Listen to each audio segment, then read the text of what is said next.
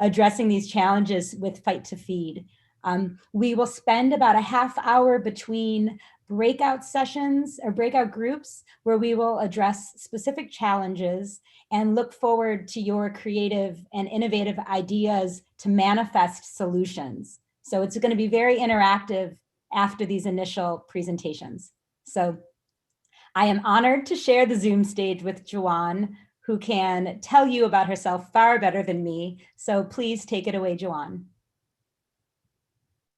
Well, thank you so much for that lovely introduction. I'm usually, my name's usually screamed at by chefs and kitchen folks, so this is very nice and calm.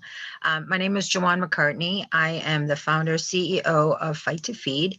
And basically what we try to do is, since day one of our existence, is to reduce food waste, but most importantly, get food to where it really truly needs. So that's our initiative. And thank you so much for having me. This is my first, I guess, virtual session. So forgive me if I'm all kind of thumbs about this. So I'm super excited to share and hear all your feedbacks on what we've been doing. So I'll take it back to you, Stephanie. Thank you. And the briefest of introductions for me, I was born and raised here in the Chicago area.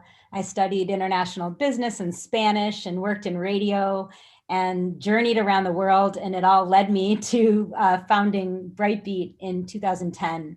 And the work I do has always evolved, and leading my own consultancy, it's the work that I'm compelled to do, that I tend to do.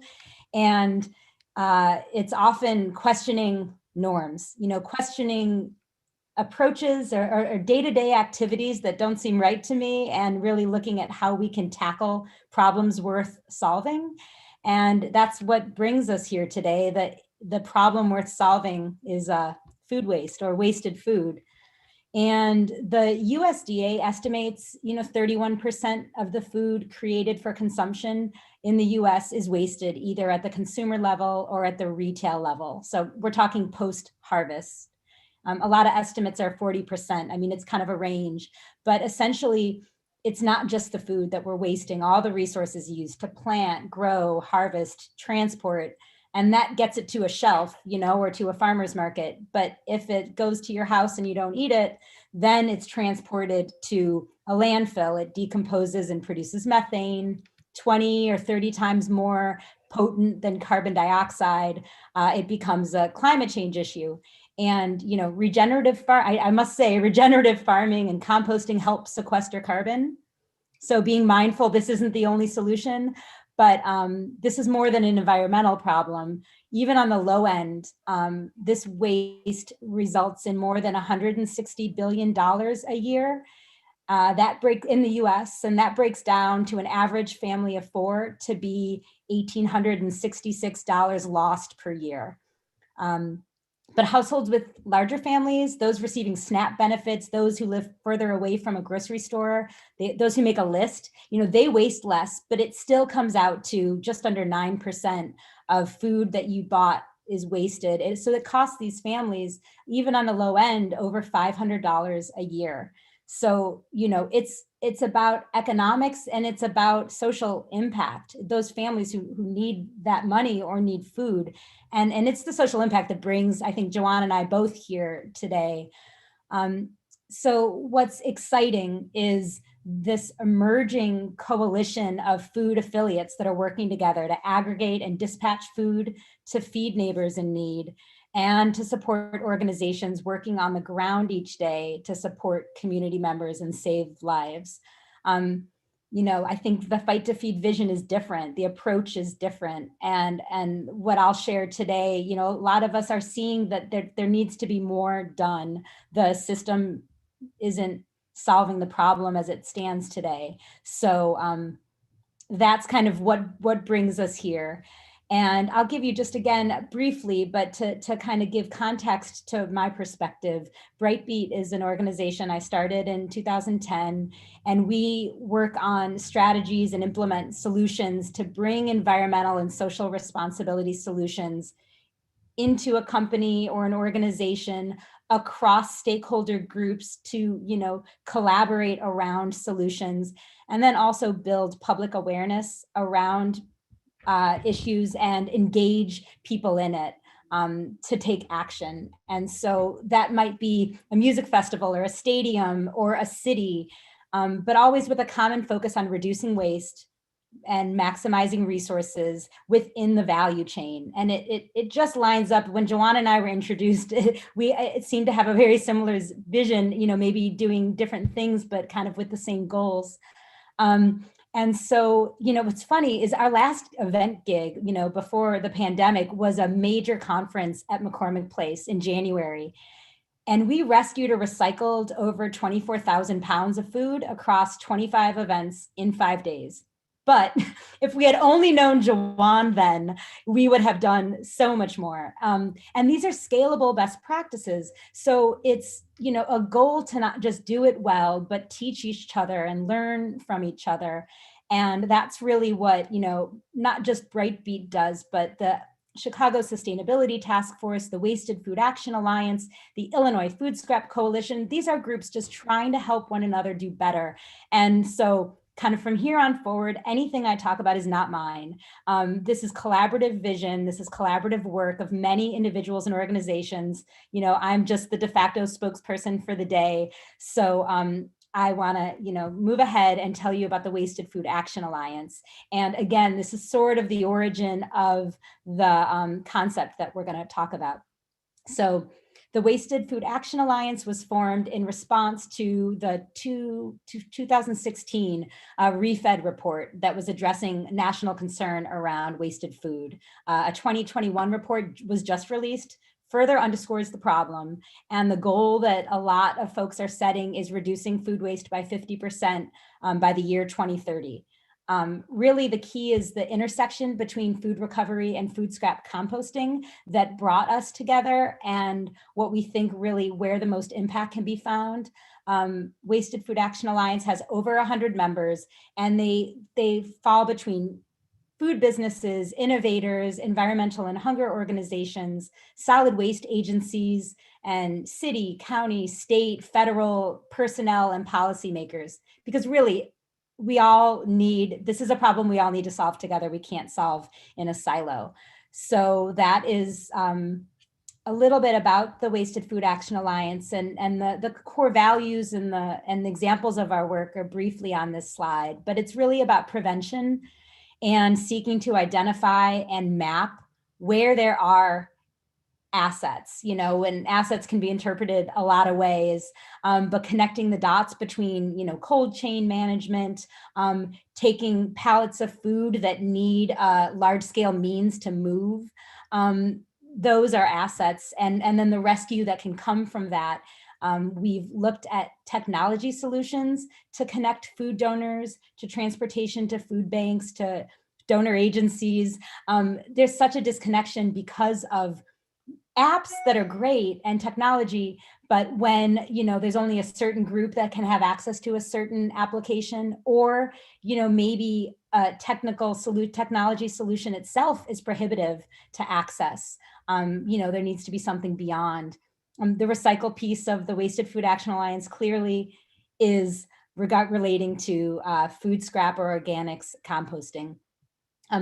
Educating and working on communications is what we do, both to inform policymakers, to inform operators and facilities who have access or excess, and then also communicating to those who need it. And really that means supporting those who are on the ground.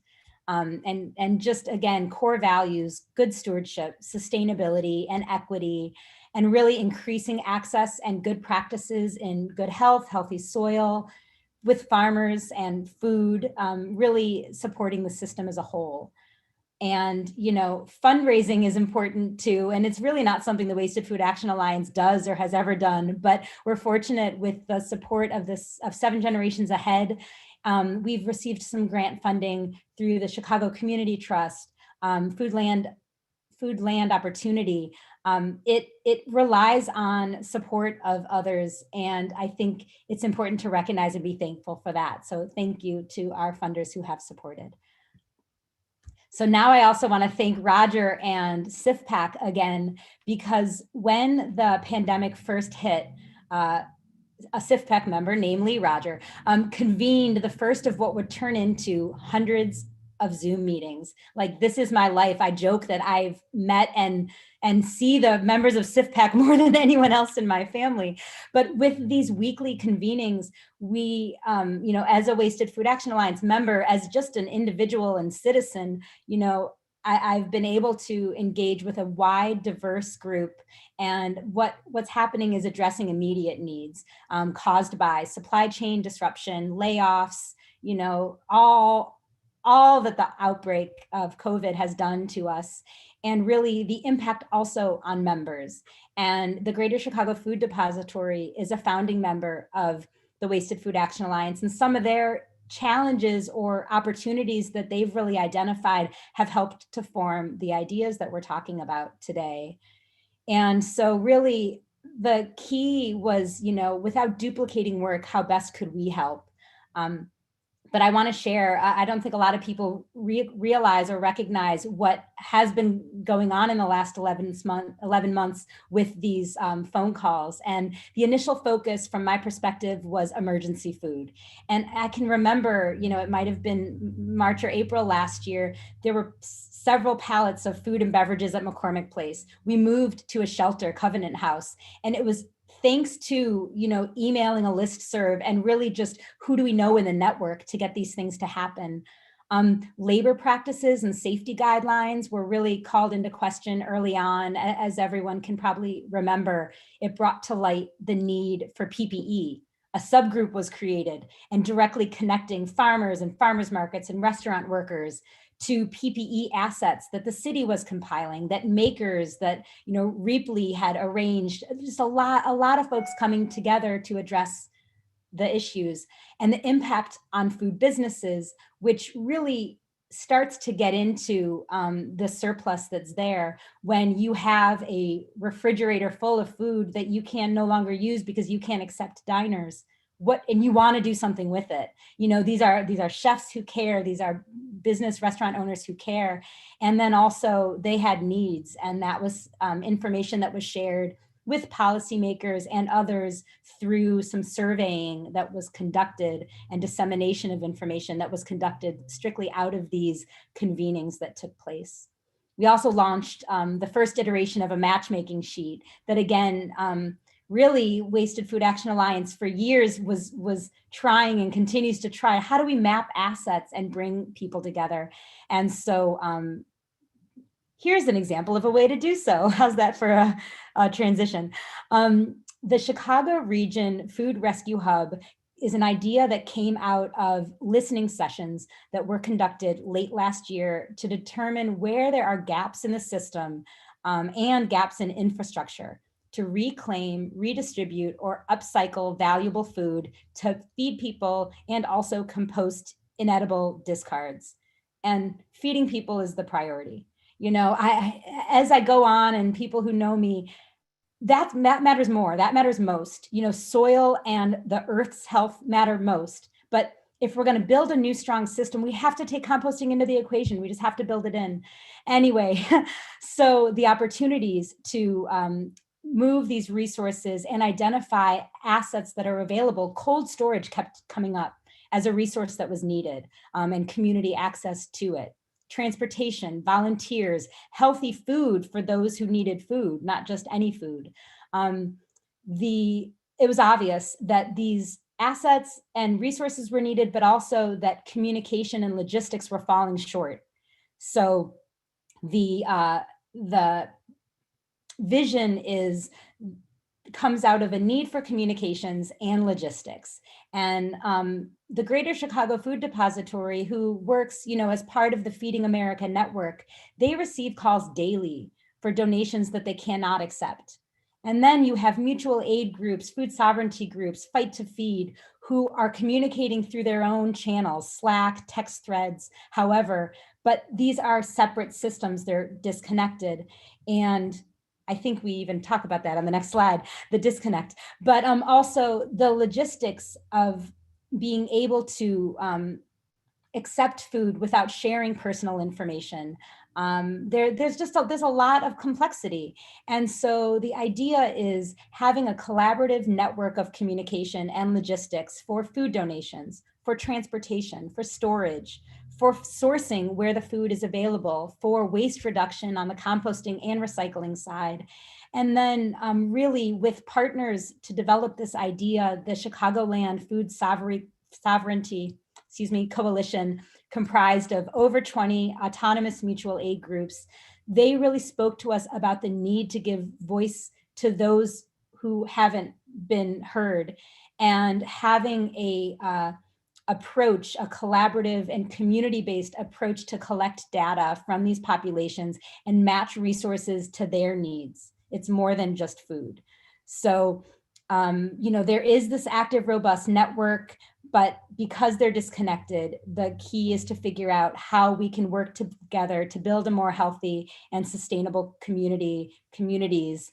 And this slide, to sort of wrap up the visual, is really speaking to all the value the food bank network brings.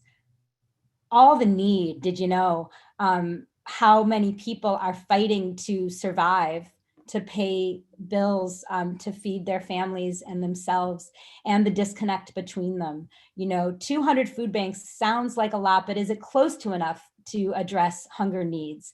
And does it reach down to where the folks that need it can actually receive without it being a cost to them? Hence, the answer is no, and hence the disconnect. So I really want to be conscious of time. The key that I'll end on is that there are examples of work going on, and that's what Joanne is going to share, addressing food rescue, which is bridging, fighting hunger and preventing waste. And also there's work being done to expand access to composting and resources to food pantries and to those that are on the ground getting this done. So we'll talk more about it after Joanne speaks about the great, incredible work that she's doing with Fight to Feed. Thank you. Well, thank you so much, Stephanie, again, with the lovely prop. So on Fight to Feed, as I mentioned earlier when I did my, introduction, is we're about reducing food waste. So we rescue food and get it to those in need, whether it's in pantry form or hot meal form, or just resource form for our partners that are the mutual aids, our pantries, our facilities that are in need of certain items. We are kind of like the finder, the network that we have worked to expand and connect with. It just keeps growing with this, I guess, situation that we're in within the pandemic. It's been a blessing as well as a horrific time for us to discover the weaknesses and the weak points that we have in our communities. So with that said, I'm not quite sure what's on the next slide, Steph. So that's what we are. We're about reducing food waste in our communities and getting it to those in need to knock out hunger in our blocks. And it's literally one meal at a time. We started, I believe the next one is a timeline. So we started, we got founded in 2014. It really was a group of people that wanted to do something. Yes, and it was what my Rolodex had, contained. So we developed a board of directors that was, GM of Hard Rock Cafe, the GM of Radisson Blue, Chicago PD, Cook County Sheriff. I mean, we had really peppered the infield when it came to representatives in our city. But again, I'm going to talk about your network is your net worth. This is where I actually proved it. We came out of the gate with the first meal served, not a 501c3 or anything. We were very much like a mutual aid group, and we served 1,004 hot meals to our city. And we started at the underpasses of Lakeshore Drive at Wilson, Montrose, and Lawrence. And those are our people. And from there, we just kind of kept moving forward with, feeding more and more. We started out with a couple hundred a month, a week.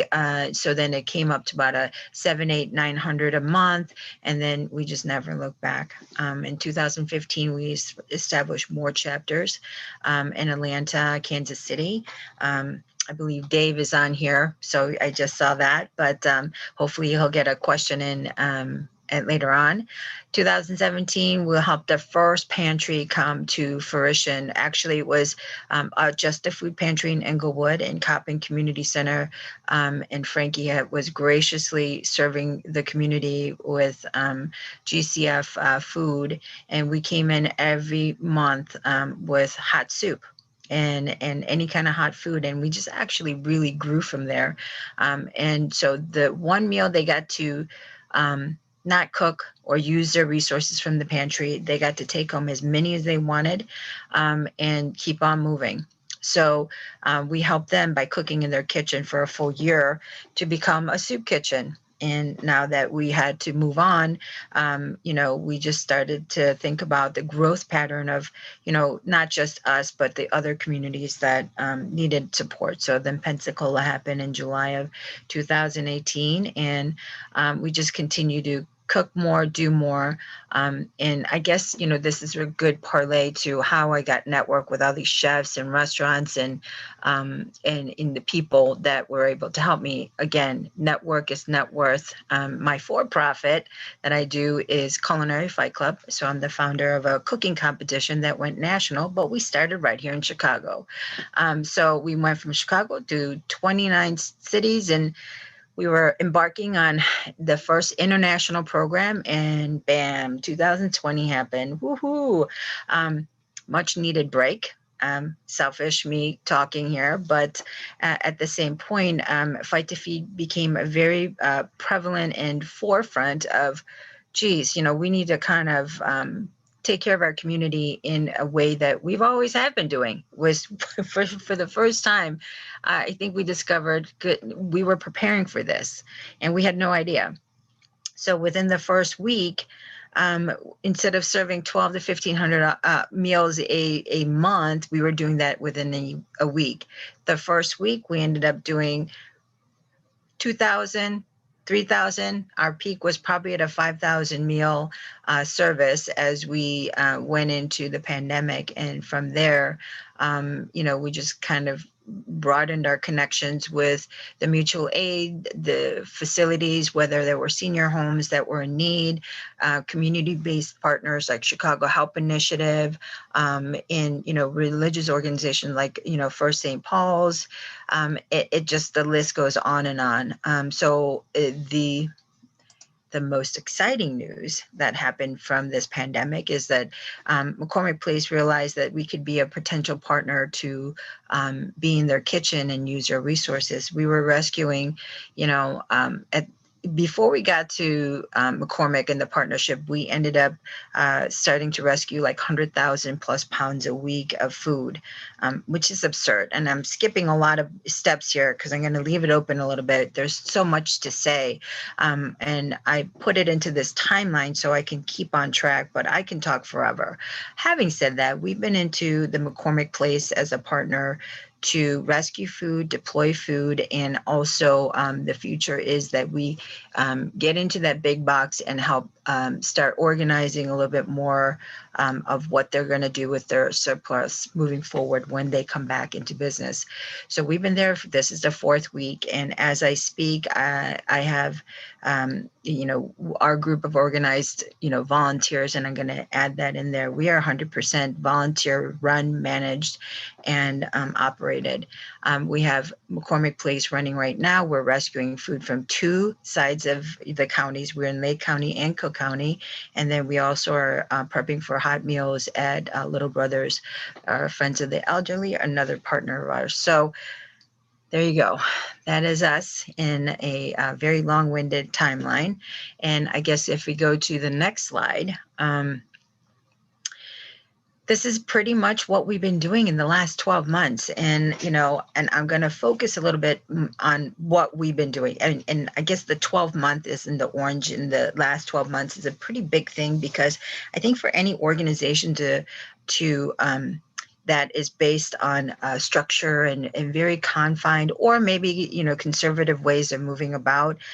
This is me showing, like, we can move fast, and we can move far with the right group of connections. And I think Stephanie mentioned it with, that it's a group effort. It is a community effort, and it's the balance act of who's in what lanes, and making sure that we're respecting all lanes.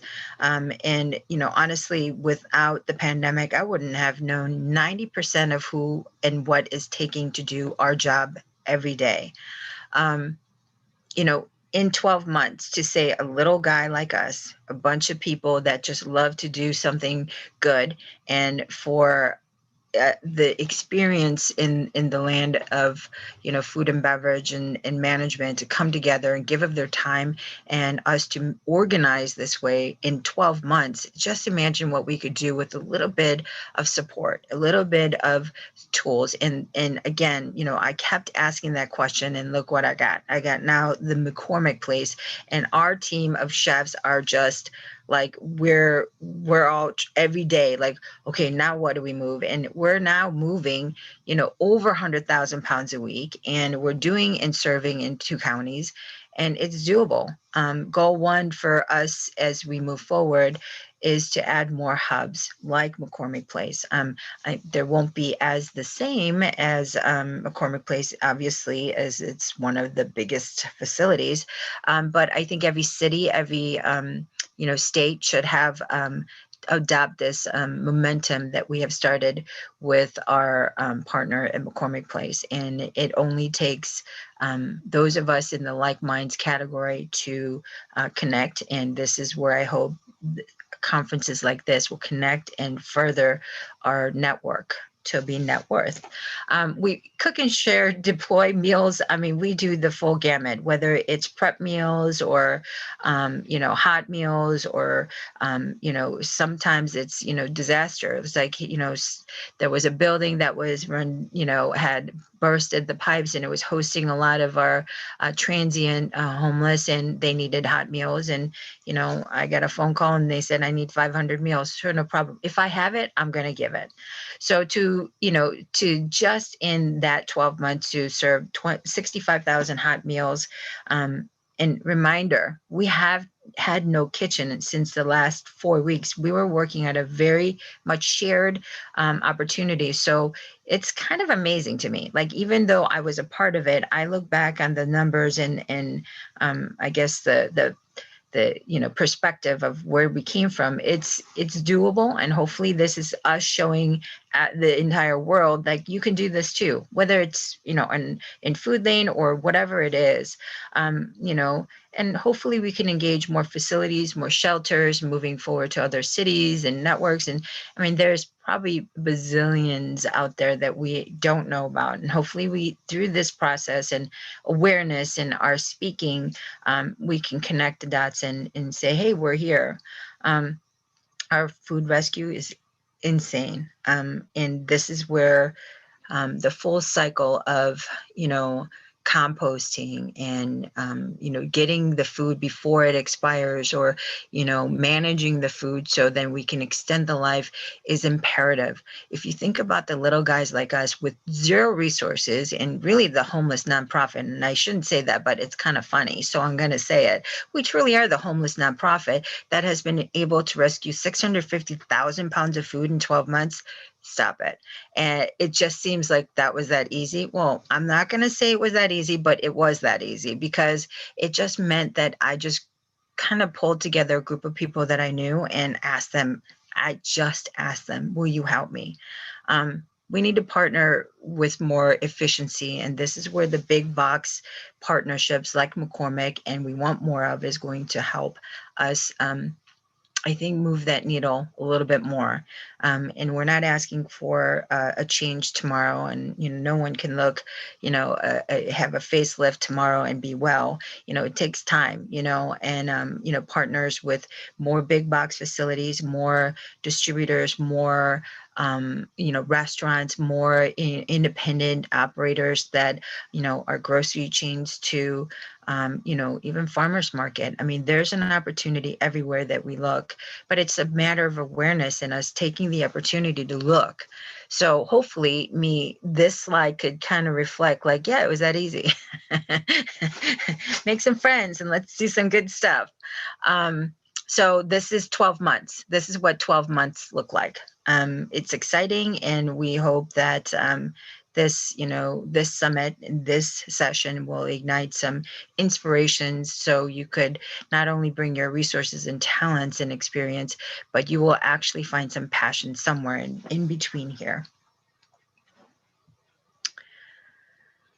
So this is kind of where I don't know why I put this slide in there. I think to complain. But, these are some of the, challenges and solutions and, what we face on a daily basis, and, if I think it was kind of challenging to say, if you had to change or if you had to broadcast what you want to be changed, what would you say? Do discard, don't waste. And there's a process to that. So that means there's an inspection process as opposed to, oh, this date says. Sometimes, and we should all be aware, sometimes manufacturer put the dates on that really doesn't need to expire. But if we learn how to inspect rather than, just disregard or just waste it, then I think we're going to stretch independently from our own homes a much more efficient way of processing food and actually participating in reducing food waste. And you need to ask. I mean, I ask my chefs all the time, like, hey, this chicken is kind of slimy, would you cook it?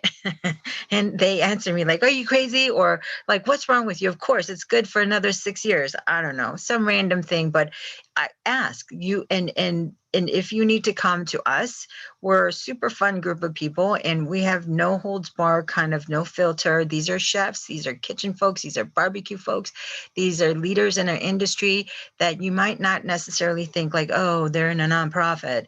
We're just a bunch of people, bunch of friends getting together. I mean, and truly, this is what it is. I ask a lot of crazy things, and they ask a lot of crazy things of me, and I do it because I care enough. But I'm passionate about that, and I care fully of what my subject matters are, whether it's people or food. This is kind of where I engage my network to equate to sweat equity. And some of the people in this room right now is probably saying, oh yeah, I'm one of them. I will take what you give me, and I will probably ask for another 6 more miles beyond that.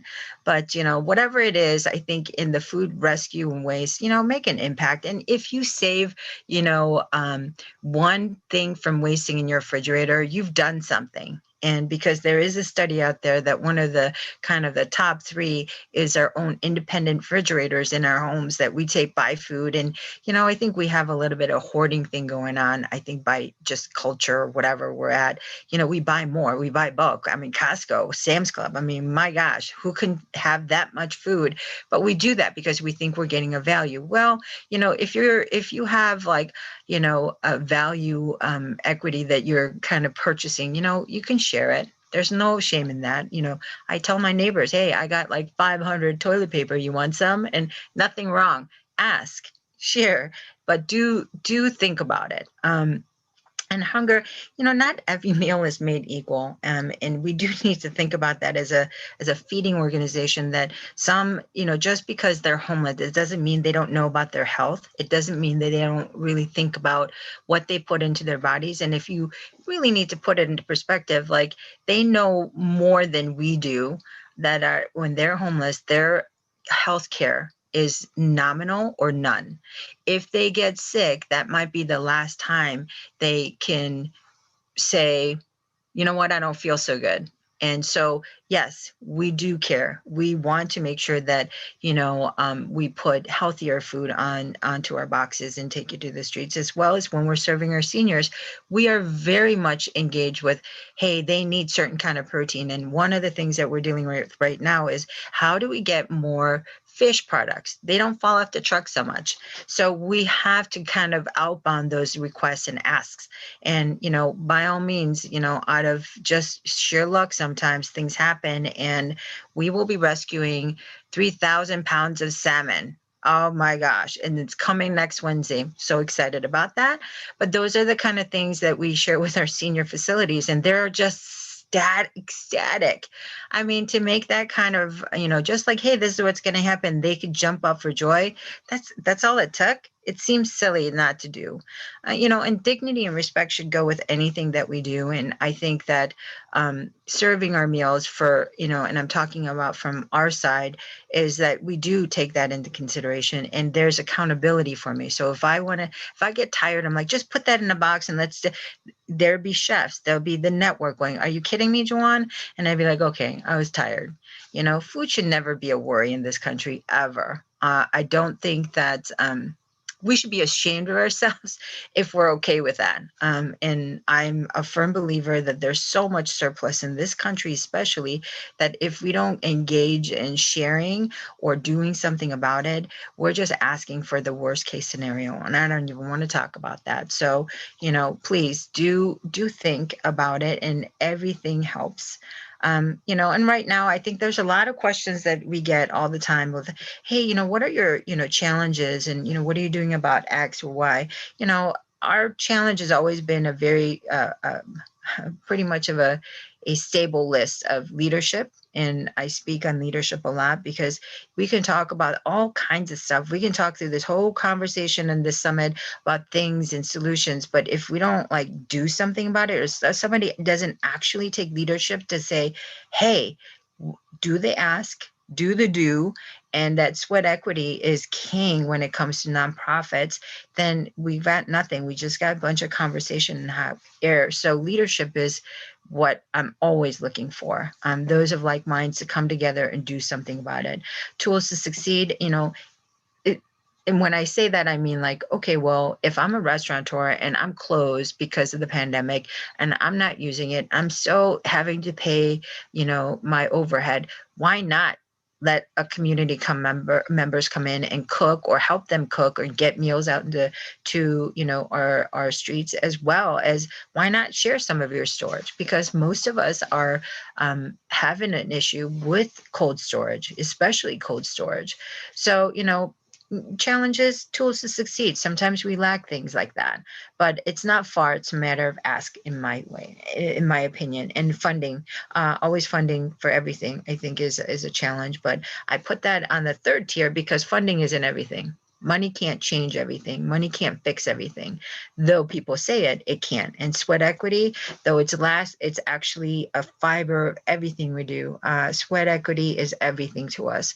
So sweat equity goes with everywhere. As you can see on top, I totally put that up there. Solutions, I again, network, net worth, you are, every one of you on this and this chat right now is valuable asset, one way or the other, whether it's for me or Stephanie or SIF. Every one of us to each other has a value system. So know your network, so then you understand how your net worth provides for support.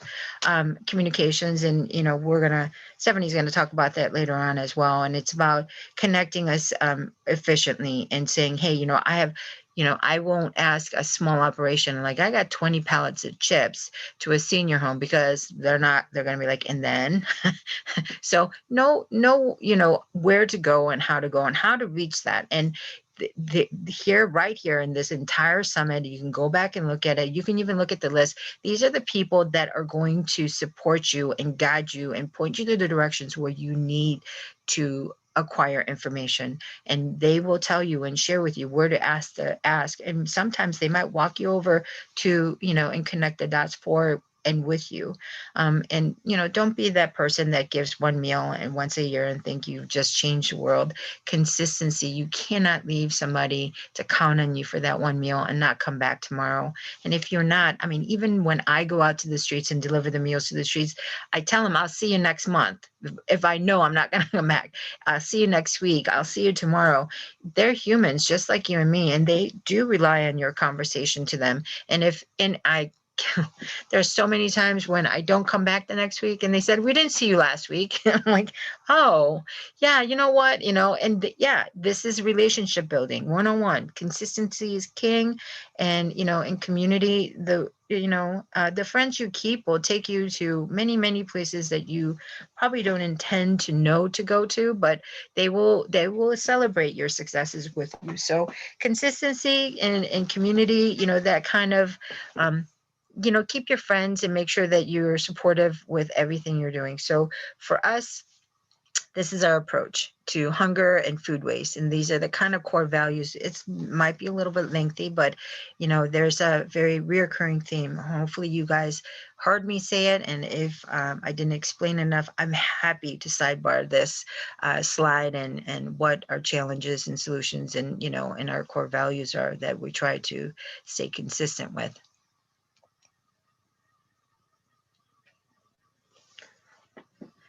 Joanne, you are awesome and inspiring and speak from the heart. I mean, that is really it. You have to want to do it. I mean, it's not always fun. It's not always pretty. It sure as hell ain't sexy. It is, you do it looking good though. But so thank you so much. And just giving us your perspective and inspiring us with the story of how it comes together and making it approachable and accessible, something that we can all do. So thank you. So with that, we're going to move on to the breakout groups, as we mentioned. What we want to do is spend about, I think we said 15 minutes in groups to discuss a little more in depth, but you can do in a smaller group. So we've listed here the topics that we think are the greatest challenges in food recovery, with Fight to Feed, with kind of those institutions that we've talked to and the organizations that we've spoken with. Communication, and what's wrapped into that is the audiences, the very different ones, and the disconnecting that we mentioned with technology and others. And then, how do you build connections and maintain existing connections with communication and give a voice to the voiceless?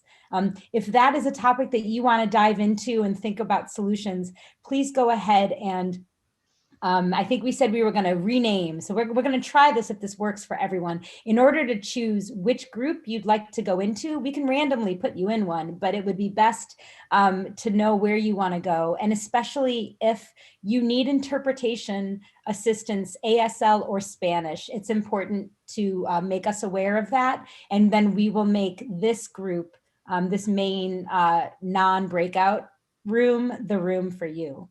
Stephanie? So, yes. So Trix from the A team put in the chat. So if folks can direct message the A team rep Trix, he'll be able to help out with that sorting so folks don't have to publicly announce.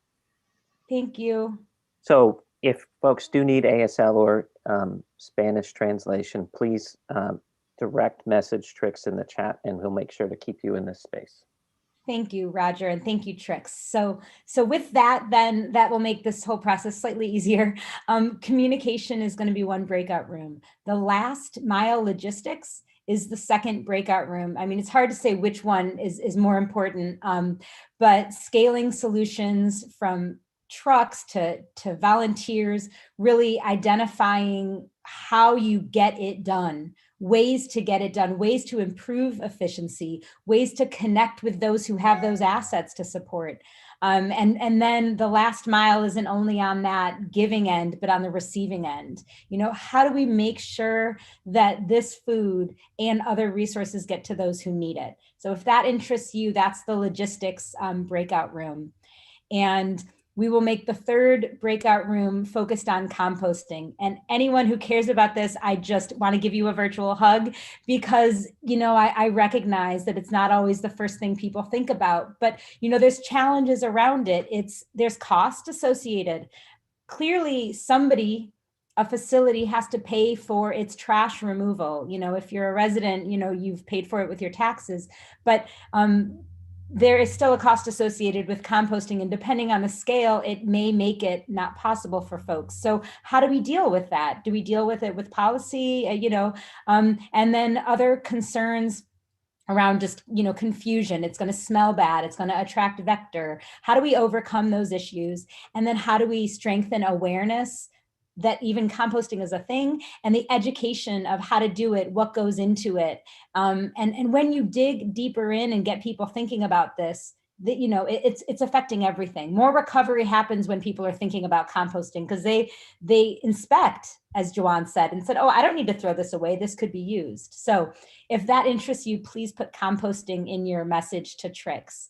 And, you know, just as important, or maybe, you know, next on the list is the manner of tracking and the financial and emotional sustainability that goes into this. But we want to come back together in the second sort of 15 minutes or 10 minutes that we'll have to incorporate those into the broader discussion. But please, in every discussion, you know, ways that you think that we can capture best practices, identify stories and solutions, use data well and effectively and appropriately.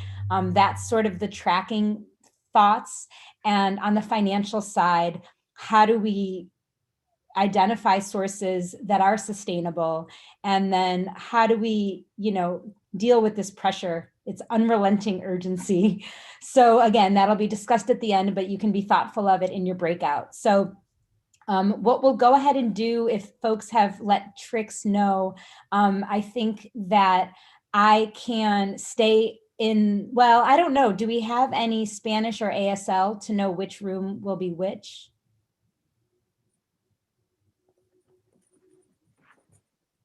Okay, none heard. Maybe we'll keep communication in this room. Last mile logistics will go in a room that Jawan will lead. And then So Steph, you said this main room is going to be which? communications. I'm just kind of riffing that. Or composting, maybe that's the more Okay. holistic one. So say Okay. composting is the main room. Okay, so composting will be the main room. That will be led by Jen Nelson with 7 Generations Ahead and Amy DiLorenzo. If you can both stay in this main room, Amy and Jen are part of the Wasted Food Action Alliance. And then we'll break out into room 1 for communication and room 2 for last mile logistics. Or, you know, number those how you wish. Trix and Roger, maybe you need to clarify. The breakout room is, you'll be, the question asked, how do you get in a breakout room? You will be moved into it by Trix when you've informed Trix that you want to go in the room that we've specified. Or you can rename yourself as comms or last mile in your name, and that'll make it easy to happen. And then so between you all, Stephanie and Jiwan, which rooms are you going to? Jawan will be in last mile, which is room 2. Okay.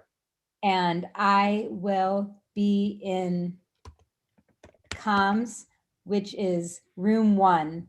And this room that we're in right now, thank you, Jen and Amy, who will talk you through composting. Okay. And then we can manually do folks after we get going here. Okay, and then what we're going to do, everyone, is be back in the room at 11:45. So we'll have about 10 minutes at this point, 10 minutes to break out, and then 10 minutes to come back and speak together. So thank you, A-Team. I think we're ready to move.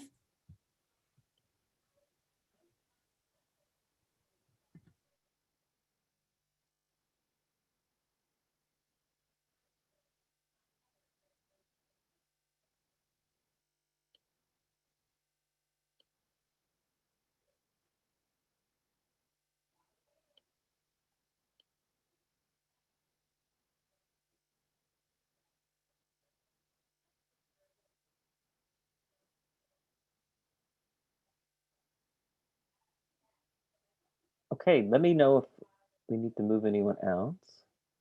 You can rename yourself or you can highlight yourself in the chat and I'll move you to the other rooms. But Jen, I believe right now this will be your group. Sounds good. All right, thank you, everybody. Thank you for joining us today. I'm Jen Nelson, and I work for an organization called 7 Generations Ahead, and we help to build healthy and sustainable communities. I'm also a founding board member of the Illinois Food Scrap Coalition and a founding member of the Wasted Food Action Alliance. So I'm not going to give any more introduction than that because I think Stephanie pretty clearly said a lot of what both Amy and I are involved in and passionate about. But Amy, I'll let you introduce yourself before we get going. Hey everyone, my name is Amy DiLorenzo. I work for University of Illinois Extension. I'm placed at the Discovery Partners Institute, which is a new initiative put forth by the university and the state of Illinois. And I also am part of the Illinois Food Scrap Coalition with Jen and Steph and the Wasted Food Action Alliance. So University of Illinois Extension is working right now on composting initiatives in Chicago and Cook County and the region. So I'm happy to share more information about that with anyone that's interested. But I think this session is about hearing what you guys all have to say and think about composting as well. And I will give a reminder, if we have a lot of people who want to ask questions and be a part of the conversation, and you're waiting a turn to have the mic, you can put stack, write the word stack into the chat, and we can run through those and make sure that everybody gets a turn to talk. The other reminder that I'll give, watching our ASL interpreter sign as quickly as she can, is that we need to make sure that we're speaking slowly, so that both interpreters can capture clearly what we're saying. Does anybody want to start us off with a question?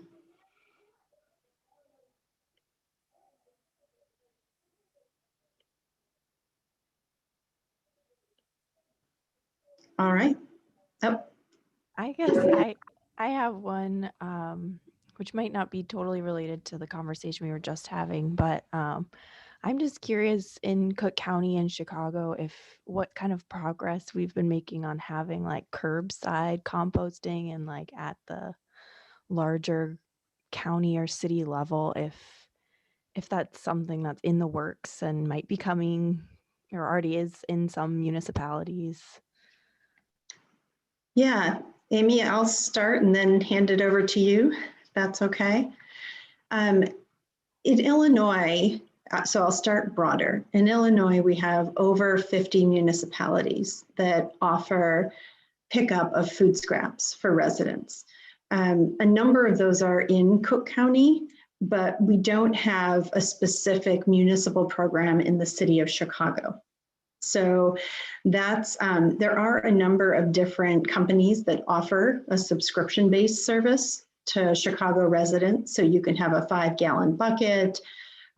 There's a program called Block Bin where you can share a bin. And so these are all sort of the patchwork quilt that is giving a little bit of access to composting for the city of Chicago if you can afford to pay for it. So I'll also, the other piece before I talk about why we are where we are, is there are a number of institutions that are doing food scrap composting. Field Museum does this, the Aquarium, University of Illinois, both the campus and the medical school. And it goes on and on. There are some high-rise residential buildings that offer this, but those are a minority.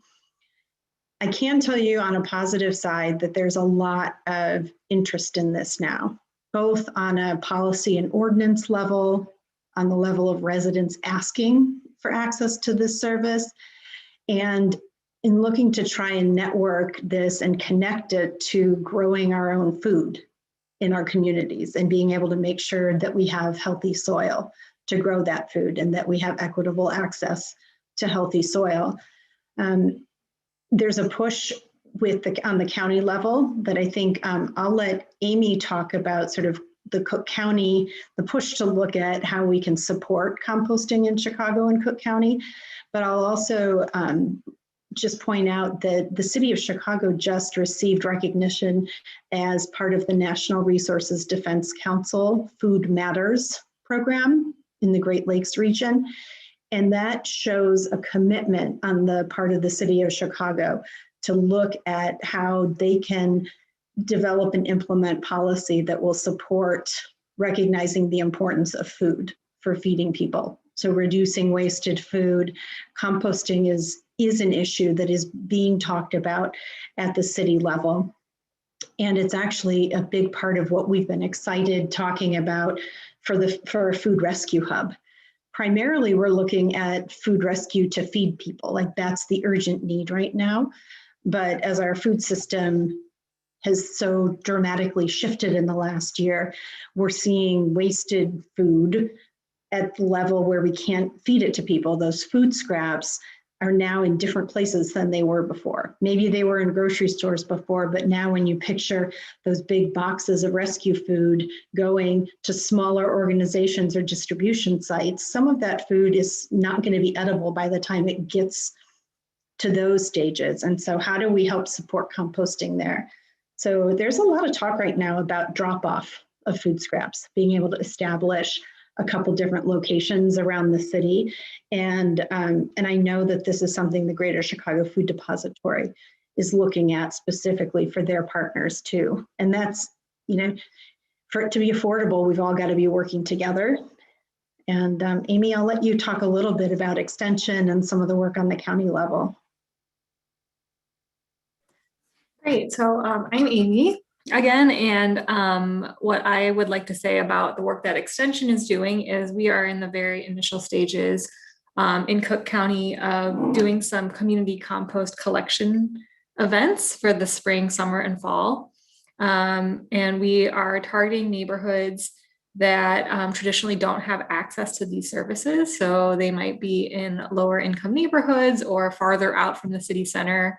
I personally live on the north side. I have access to 5 or 6 different collection agencies, but that's not always the case for smaller haulers that are bound by some geographical considerations. So we are working with community groups like Grow Greater Englewood and Plant Chicago to establish some collection points for the spring. And we're also looking at the summer and fall. And last fall, we had a pumpkin smash, which is something that has been going on in Chicago and the Chicagoland area for a while. Big shout out to Scares, who's been doing that for years now, but we're trying to bring it into the city. And basically what we're doing is these events are going to be twofold, right? They're going to be a collection where people can come and bring their scraps, but they're also going to be a learning event for Extension. So we can learn from the community about what their concerns around composting are. So can this be an economic driver for them? Is this more of a soil health issue? Is this more of an environmental issue? Is it a social concern? So as we collect scraps from them, we're also going to be collecting information and working with community members to understand what they need to take it to the next level in their community. Because I think that in the past, there's been a lot of talk, like Joanne was saying, lots of people talking about lots of different things, but really making sure that we go into communities or work with communities and see what they really need to make it a sustainable in the broadest sense of the word, of a long-term commitment to composting and soil health and equity when it comes to food systems. So in these neighborhoods that we're targeting or looking at to have these events, maybe fresh food is not as always accessible. So people are growing their own food, but composting or collecting scraps to create compost could create confidence in the soil. So compost is soil confidence, and confidence can create better growing environments for people. So there's a lot of different things that are going on from the Extension side. I think that this is just a new initiative that we're piloting this year. And we're going to see how it goes. Amy, sorry, if you were able to slow it down a little bit. Oh, sorry. Yeah, I talk very quickly, so I apologize to our interpreters. So the other thing I want to say is that the city of Chicago, like Jen mentioned, has recently been recognized by the NRDC, but they also are doing a data collection of what actually is happening in the city of Chicago in terms of how much food waste is being produced. So the last time we had this data was over 10 years ago, the last time that the city did a waste characterization study. So it's very hard to make progress if you don't have a baseline of what's currently happening. You know, saying we're going to reduce food waste by 2030 by 50%, 50% of what? You know, so really understanding what's in the waste stream and understanding what can be salvaged from it and how it can be redistributed is a huge concern that we have, and a huge opportunity, I think, for lots of people. Once that data comes out, we will know more about what we can do once we have that information. And then once that information is public, then the public can also then push the government to make certain mandates and opportunities for businesses and individuals to take action. So that's something else I'd like to talk about or just mention as happening in the city.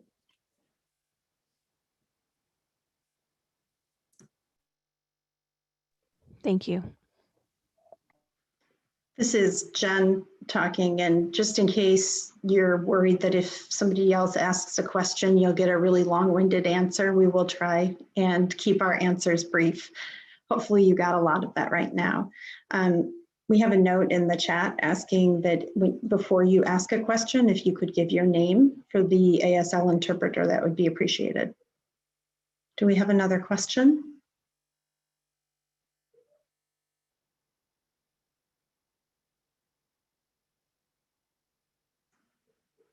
One of the things that this is Jen again, one of the things that we were asked to talk about in this group is what we see as some of the needs for educating and engaging people in composting. And we would really like input from everyone on the call today. Are there areas where you think there are opportunities to engage individuals, households, or businesses?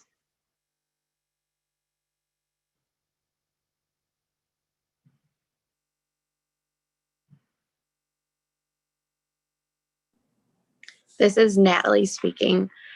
Are there any opportunities you see within school systems, especially K through 12? So going off of your question, Jen, could educating youth, they bring it back to their family, could that be a useful way to educate more people at one time? And that some people are still learning online and doing virtual classrooms, so it could be a way to safely reach a lot of people at one time. Absolutely. This is Jen, and I see we're being joined by everybody else in this session. So if I can answer very quickly, I think that you've really brought up something important. And I think the schools that are doing composting and teaching their students about composting, you then have families wanting and being taught by their kids. It's composting and recycling, it's mixed together. And so I will share in the chat a link to our website, which has some stories on it about the different schools that, you know, in different parts of the state that are working on this. But Susan Casey is on this call as well. She's waving, and she's our Zero Waste Schools coordinator, and as part of the Wasted Food Action Alliance, led creating a toolkit for schools on reducing wasted food and engaging students and staff on doing a number of different things, including composting. So you could reach out to her in the chat too and learn more about what some of those tools are and how they're being used.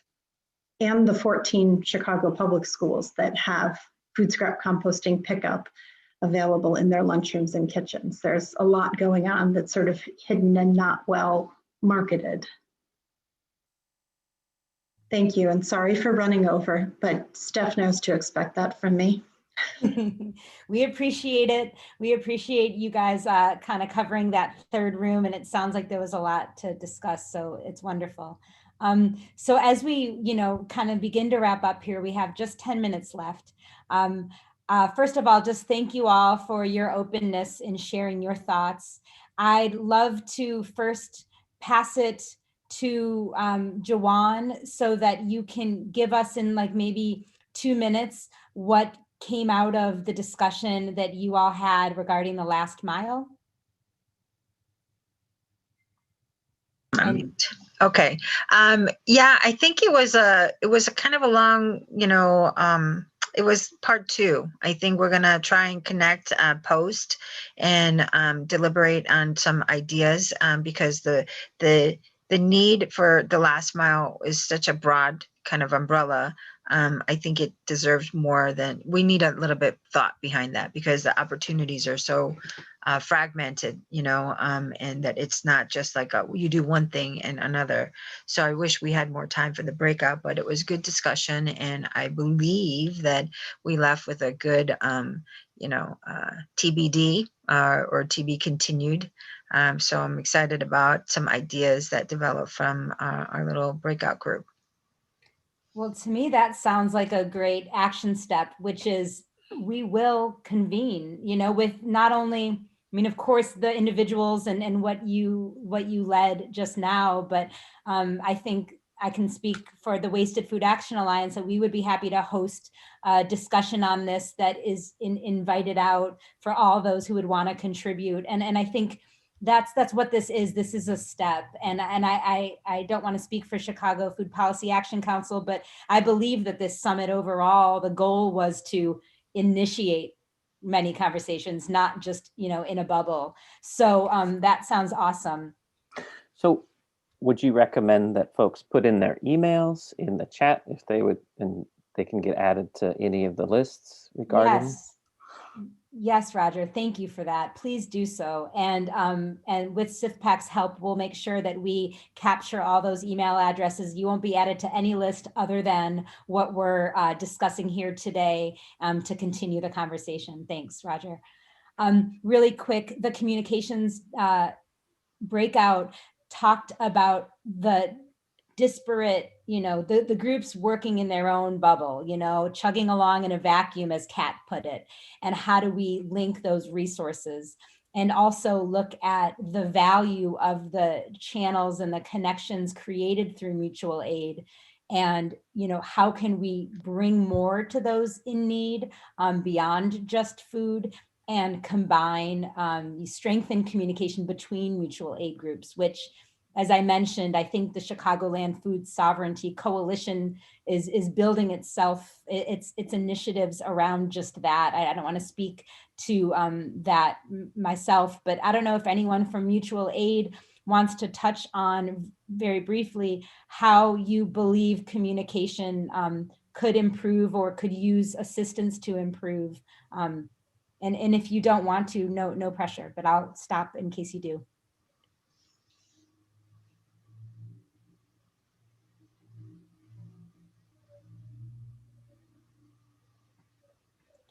Okay, just kudos to the mutual aid groups. So, and I think the other thing was that there needs to be forums and essential conversations, and it just speaks to what Joanne's group also found. And I'm sorry, one other thing, going to the groups, Amy said, and having them design it. Who wants to be a part, and how can the community groups design solutions? And I think that really is a core focus value of what we envision. And I don't know that I've ever actually back up and say that the presentation that I shared specifically on the Chicago Food Region, Chicago Region Food Rescue Hub, a grant application was submitted to the Chicagoland Regional Food System Fund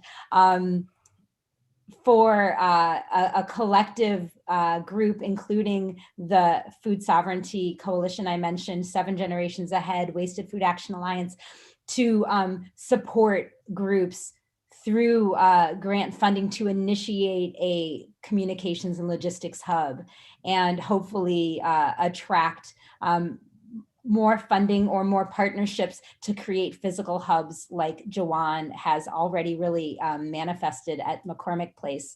So I'm sort of riding the line between sharing an idea that hasn't been funded yet, but also knowing that this is an issue and an advancement that is going to happen one way or another because people need food and organizations need support. So just a little bit of a clarification. Does anyone else who spoke in a group want to share briefly what came out of, Jen, maybe the composting discussion? Yes, this is Jen Nelson, and I'll keep it brief because I know we're out of time. We started with just questions about where composting is available or where it might be available in Cook County and Chicago in the future, and discussed a couple of the ways that this is being supported and furthered, both at the city and the county level. And then we talked about schools as a strong avenue for education and engagement around composting, and shared some information in the chat in that area. Thank you.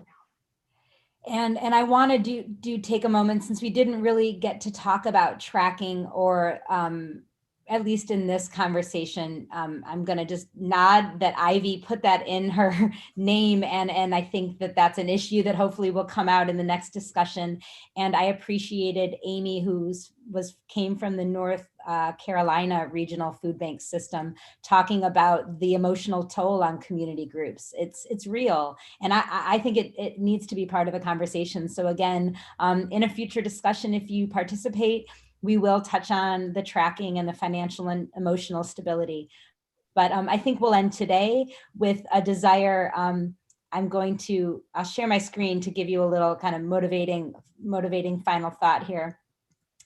Number one, and I hope that we thought together about what is possible. And then lastly, well, actually, that was the point, is what is possible. And lastly, that, we can all take action. So I think I've spoken enough. I'd love to give the last word to Jawan. Our contact information is on the screen. We're happy to share the presentation, I believe, if anyone wants it. But Jawan, do you want to give us the last word on what we can all do to walk away from this hour and a half together stronger?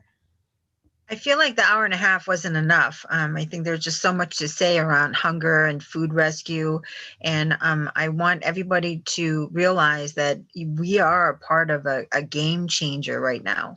With all the people that's been in this conference, as well as in the discussion groups and sessions, we are the part. And hopefully you'll find a groove to participate in and find your lane. But I think my biggest always is do something. I don't care what it is, but be passionate about something that you can make something that's outside of your lane and be uncomfortable occasionally. And there's no reason to be, bashful about asking questions and connecting.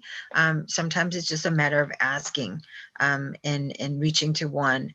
So, if anything I want to share is, do think possible. I think that's the first step. And then, find your lane. Awesome. Well, thank you, Chicago Food Policy Action Council, for not only giving us this opportunity to band together here in this session, here in this summit, but I can't speak enough to how meaningful it has been to spend the last year with so many stakeholders in the food system. It almost would bring, I'm so cheesy, it almost brings a tear to my eye of the people I care about so much, and I have only ever seen them this big in my life. So, so thank you very much, and thank you all for being here. And thank you guys so much for taking the time to present today, Stephanie and Juwan.